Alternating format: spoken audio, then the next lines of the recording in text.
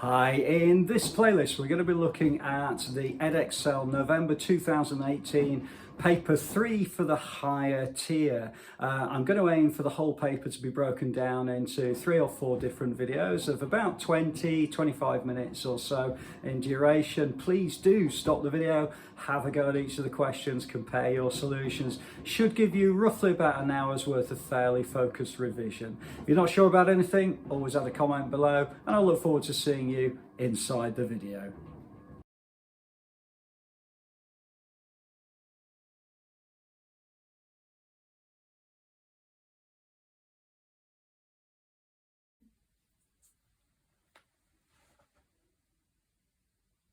Hi, in this particular video we're looking at the November 2018 higher tier maths paper for Edexcel. In the previous video we completed through to question number 12, so in this video we're going to continue on from question number 13 onwards. I'm going to aim for about 20 to 30 minutes or so. Please do stop the video, have a go at each of the questions, and then compare your solutions. Okay, so on to question number 13, which deals with really just a formula. So the way it's been written just makes it a little bit more confusing, but basically what we're saying actually is that 1.01 is the decimal equivalent of 101%. So the population of animals in this particular case increases by 1% each year. So let's have a look at year 1, which is the information they've given us, and say that's 400.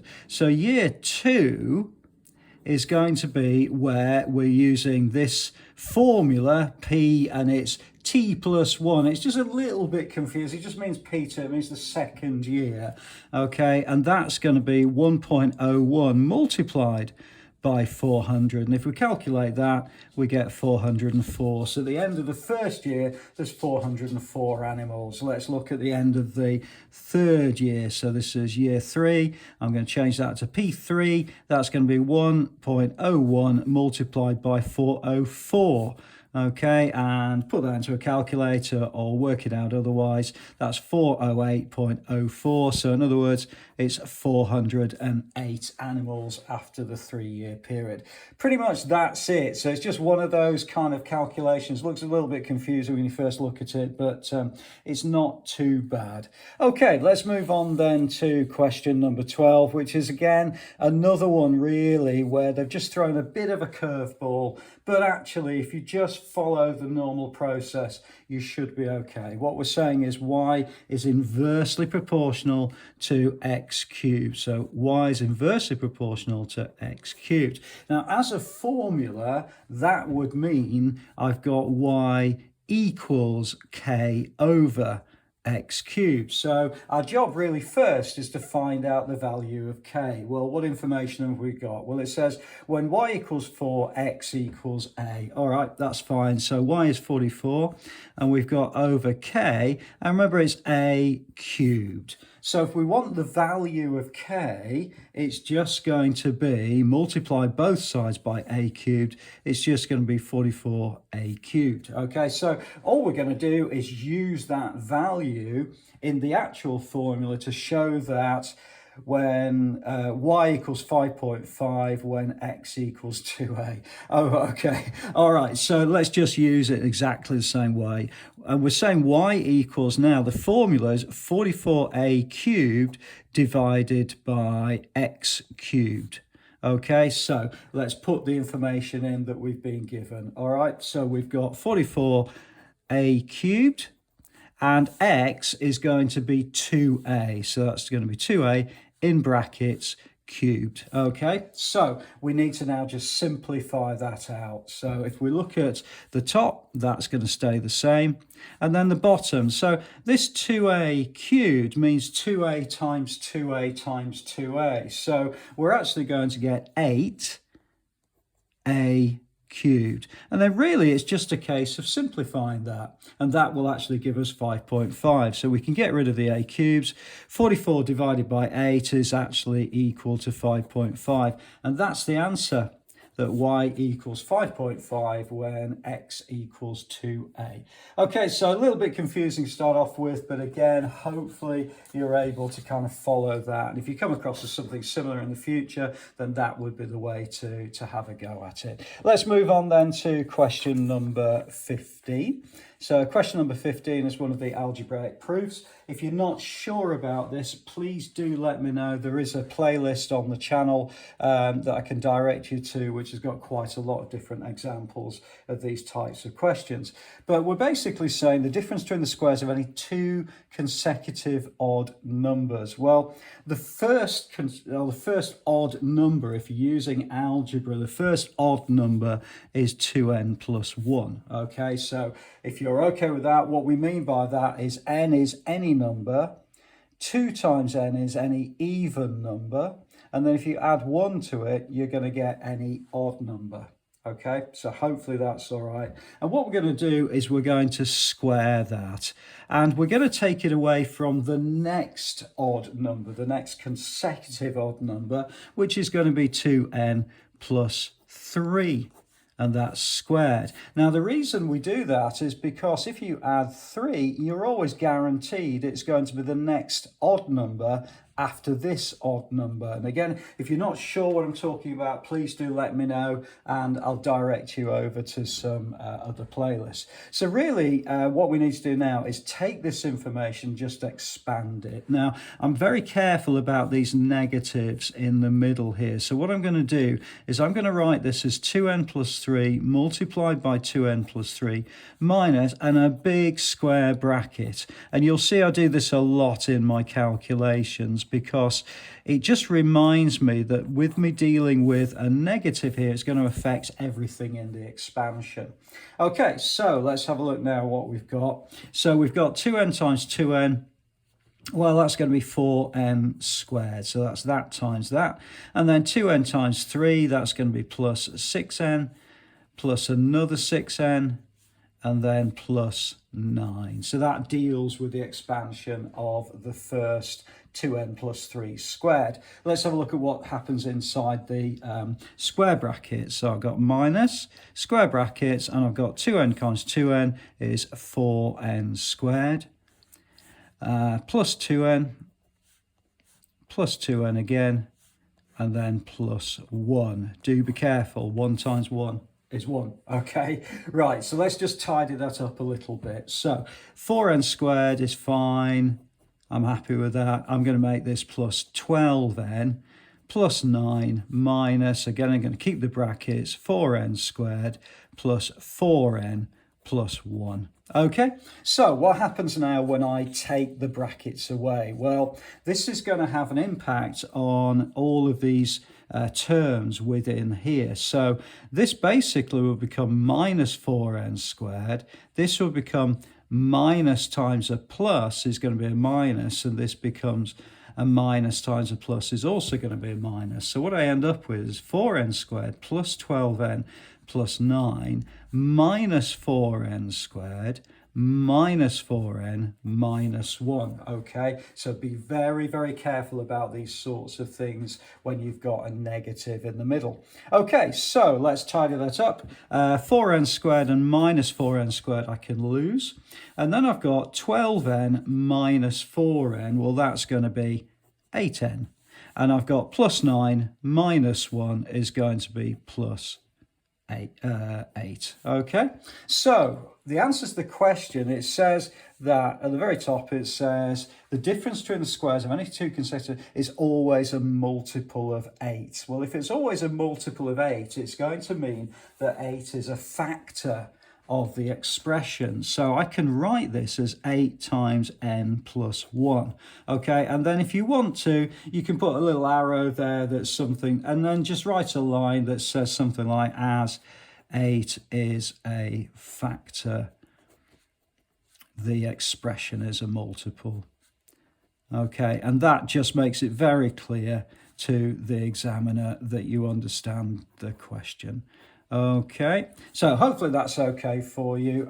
As I say, please do let me know if you need any help with anything like that. I could always send you through a link to the playlist. Okay, let's move on to question number 16. Now, question number 16 is going to be a little bit tricky on the video, but again, I will do my best on this to try to give you some kind of work through that will kind of not move the paper around too much. Okay, so we've got a shape and we've got to calculate the perimeter. Now, at the moment, what I'm going to do is I'm going to separate out the two. I'm going to basically say, well, we're told that this is 140. Okay, and we're told that this is 24. We're also told that AD, which is this big long line along here, is going to be 14. Okay, and that's the bit of information that we're being given. Okay, we're also told that the radius of the circle is a little bit hidden there. I struggled then. The radius of the circle is 6 centimeters. So we know that, if you like, OC is going to be 6 centimeters. So let's concentrate first on the circle. And what we need to do is figure out the perimeter of the circle, the circumference of the circle around this area here. Okay, well, effectively, if this middle bit is 140, then it means that the angle of the circle is going to be 220 degrees. So we can use that to kind of figure out how long the perimeter would be, because we're just going to use the normal circumference type calculation, which the one I would use pi d. Some people use 2 pi r. I would tend to use pi d, but perimeter of the circle is the fraction, which is 220 degrees out of 360, multiplied by pi d. Okay, so let's work that out. I've got 220 over 360 times pi, and the diameter, you'll remember the radius is given as 6, so therefore the diameter is going to be 12. Okay, now when I put that into a calculator, I get 22 over 3 pi. I would suggest that you kind of leave it like that for the moment, because it's just going to be a lot less hassle than having lots and lots of decimal places to kind of write, because when we're dealing now with the triangle, we're actually going to use a different rule. Now, what we need to do is we need to find out this length along here, the total length. And I'm actually going to use the sine rule to do that. Okay, what I'm saying is that actually I've got if I can just sort of sketch this out here, I've got a triangle like that. Okay, where I know this is 14 and I know this angle. I know this angle and I'm trying to work out that side, and then that will give me the ability to work out the length CD, because I just, whatever my answer is, I take it away from 6 and I should get CD. Okay, so I can use the sine rule to be able to calculate that big long length OD. Okay, so it's actually this one that I'm interested in. So let's have a look at that. So I'm going to write this as length OD. Now, if you just kind of reverse on the video a little bit, you'll be able to sort of go back to the sketch if you need to, maybe make a quick drawing yourself, and then you should be able to follow it through. And I'm going to say, well, that's A, which is what I'm going to call this length OD. Okay, can you see that on the screen? Yes, you can. Divided by the sine of A, and that equals B over the sine of B. So what that will become is that A is going to be basically OD, and I've got then divided by the sine of 24. So remember that it's the opposite angle that we're interested in, is this length and this opposite angle. So I'm going to use this ratio here as well, and I can say, well, that's equal to 14 divided by the sine of 140 degrees.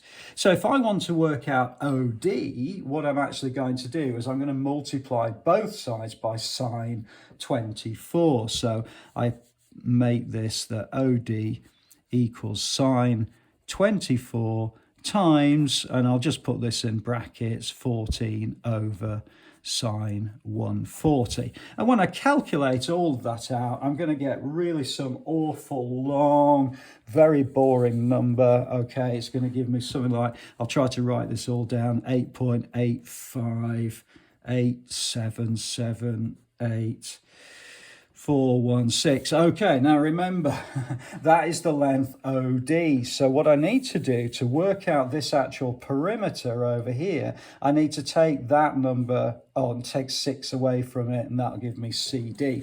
Okay, so the length CD is going to be equal to this answer minus 6, and that's going to be a length CD of 2.8587778 ...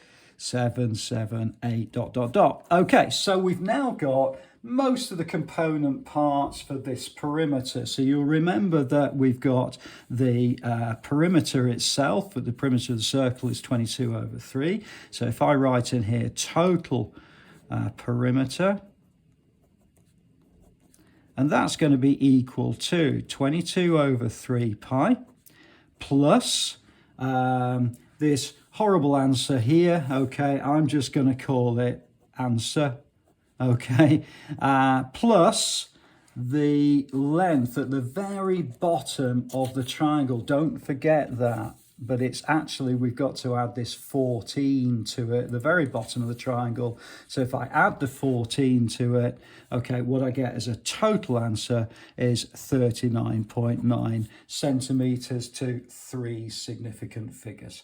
Okay, I hope that's been okay for you. It's just been one of those questions where, unfortunately, it does take a little while on this particular screen to be able to work through, but hopefully that'll give you some indication. It's all about very much methodical working.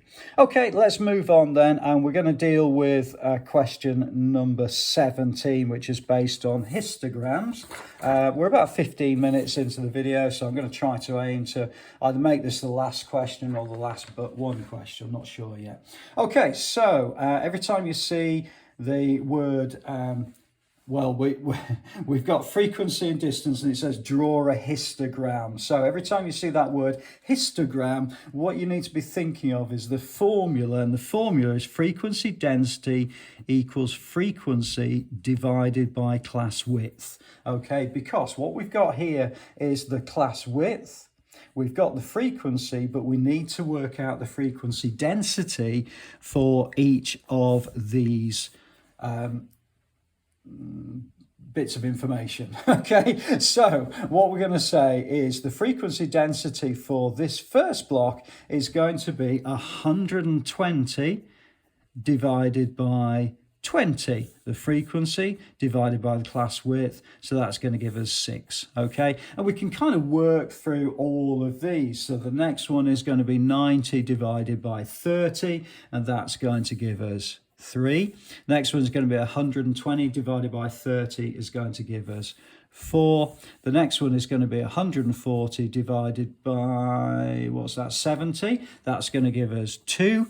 And then finally 100 divided by 50 is also going to give us 2. So we've now got the frequency density for each of these particular class widths. So it's a case then of taking this information and putting it onto the graph itself. Now what you'll see on the graph is that the frequency density is always going to be the vertical axis.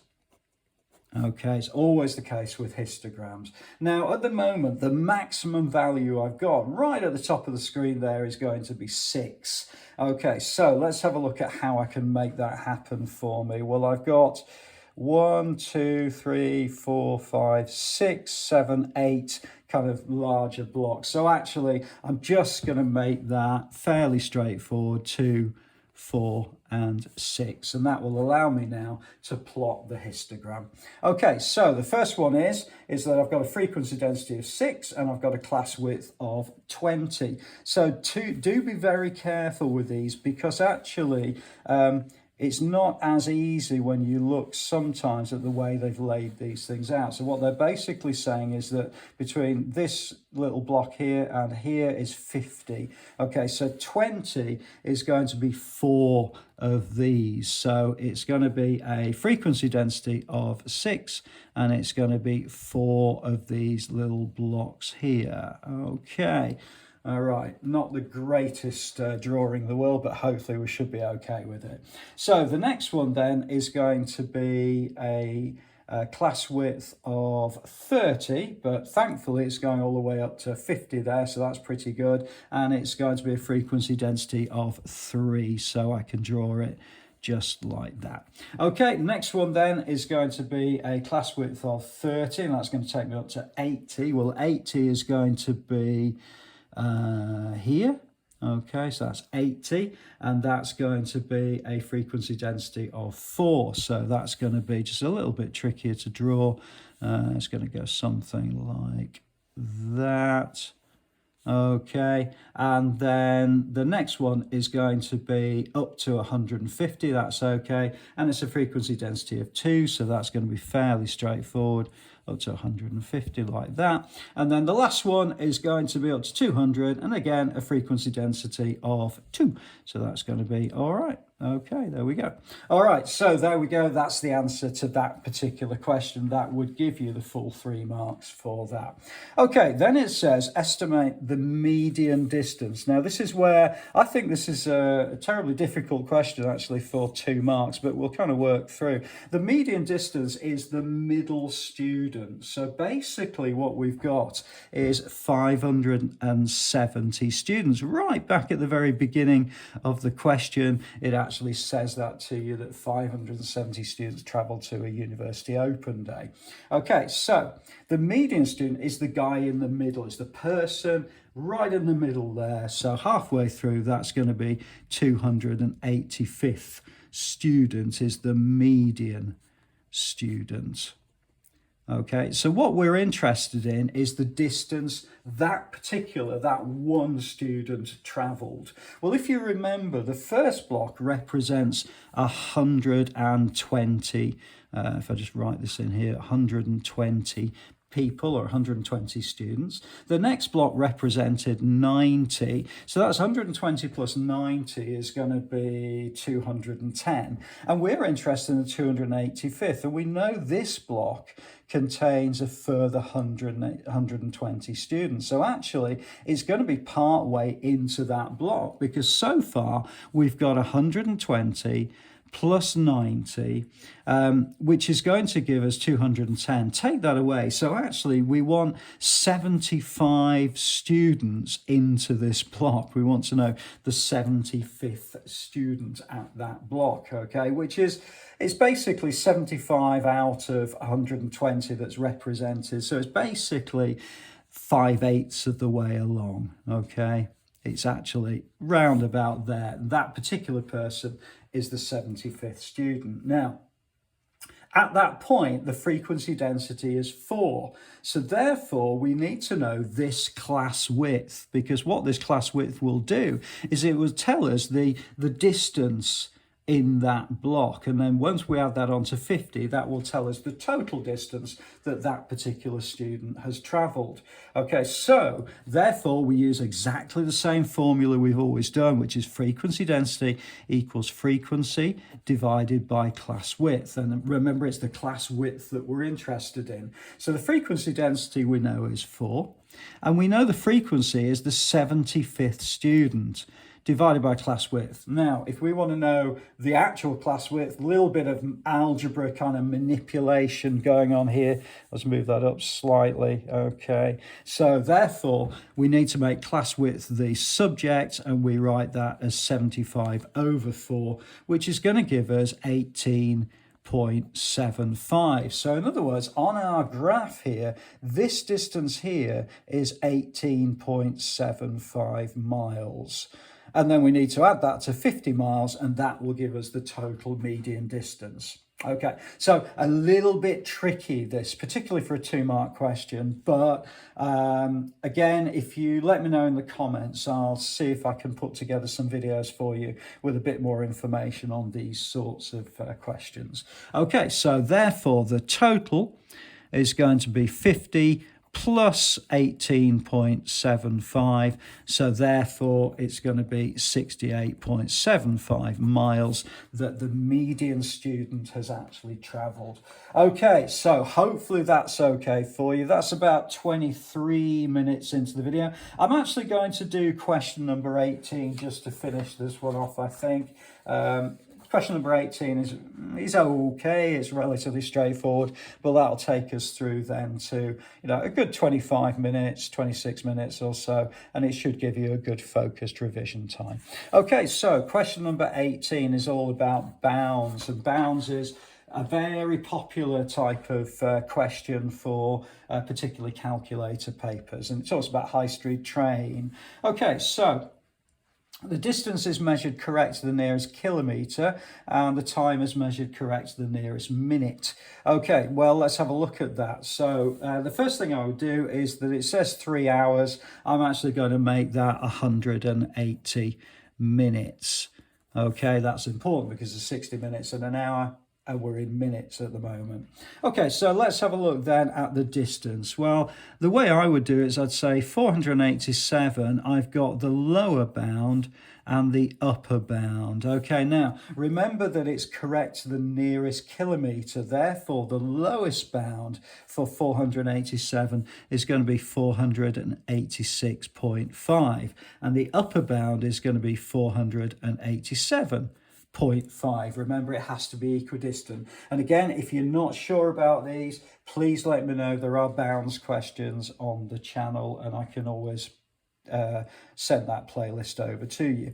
Okay, so the next one, well, we've got this 3 hours, which is actually, I'm going to write it as 180 minutes. Okay, keep it exactly the same as the question, so lower bound and upper bound. Well, the lower bound of 180 minutes to the nearest minute is going to be 179.5, and the upper bound then is going to be 180.5. Okay, so with that information now, what we're going to do is work out the fastest possible speed that the train can go at and the slowest possible speed that the train can go at. So we've got fastest speed. Okay, well, remember that speed equals distance over time. And again, as always, I would always advocate you wrote these formulas. It's going to really help you to remember these questions and also keep you focused on them. Okay, so the fastest speed is going to be the greatest distance in the shortest amount of time. Now, I don't know how intuitive that is to you. I do see sometimes teachers have these kind of UB, LB kind of little charts that they do. For me, it's just instinctive to think that it's going to be the greatest distance in the shortest amount of time will be the fastest speed. Okay, so the greatest distance is going to be 487.5, and the shortest amount of time is going to be 179.5. So therefore, the fastest speed this train can possibly achieve is 2.715877, and that is in kilometres per minute. Okay, hopefully that's okay for you. Let's have a look then at the slowest speed that the train can achieve. Okay, so if I put a line in there, let's look now at the slowest speed. Okay, well, again, I'm going to write distance divided by time. Okay, so the slowest speed it can possibly achieve is going to be the shortest distance, okay, in the longest amount of time. Okay, that means it's going to be very, very slow. Okay, so the slowest speed, shortest distance, and it's taken them a lot longer to get there. Okay, so That's going to be 486.5 divided by 180.5. So therefore, that's going to be 2.695290. And again, that's kilometers per minute. Okay, then in the question, it says this strange phrase. It says, by considering bounds. Okay, well, what they're really wanting you to do is to work these two questions out and then write a note at the end, or write an answer that says that the average speed, and if you want to, you can put by considering bounds, is equal to. Now, these speeds are exactly the same if it's to 1 decimal place. Okay, so to 1 decimal place, this is 2.7 kilometers per minute. And there we go. And the slowest speed is 2.7 kilometers per minute to 1 decimal place. So that's pretty much what we mean by this, by considering bounds. Okay, we're saying actually to 1 decimal place is exactly the same. Okay, so that's the end of this particular video. I hope it's been useful to you. We've got through to question number 18. We're going to start in the next video from question number 19 onwards, and I'll look forward to seeing you then. If you're not sure about anything, always add a comment, and I'll look forward to seeing you inside the next video.